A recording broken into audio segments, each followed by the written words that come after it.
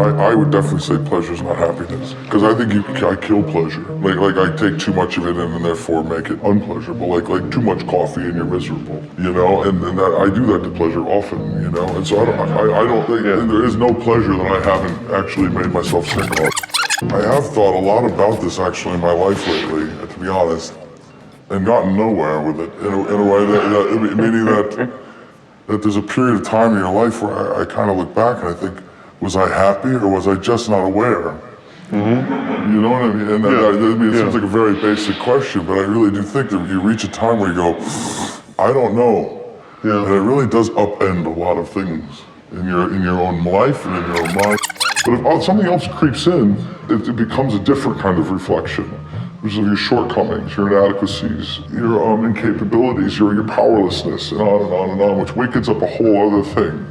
And that's what I mean about happiness. Does that mean it ended? And that gets so discouraging to me about, well, what is this thing? You know, like people always say life is short. That's kind of the phrase. Life is short, time is short.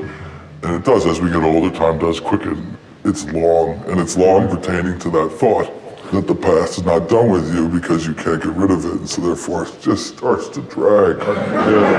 You get a glimpse of what you might have wanted or what it could have been, and you could start to have it right here in your life now. But then the past does creep in pretty quickly, and that is a very difficult one, and how to keep it there and not have it kind of ruin it. If we're so keen on being happy, why do we spend so much time in the dark watching actors as brilliant as you portraying miserable creatures?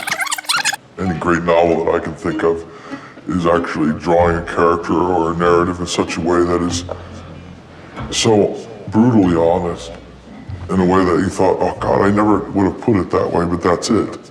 All of a sudden you come across it in a book in such a way that you're relieved that somebody actually got it down on paper, and you're grateful because it is that awful or that brutal, therefore that memorable. And that's what I'm talking about, is if I don't allow people to somehow identify with the worst inside themselves, they never have a chance at actually walking out with that person in their heart. You know, or in their minds, you know what I mean? They're too easy to dismiss.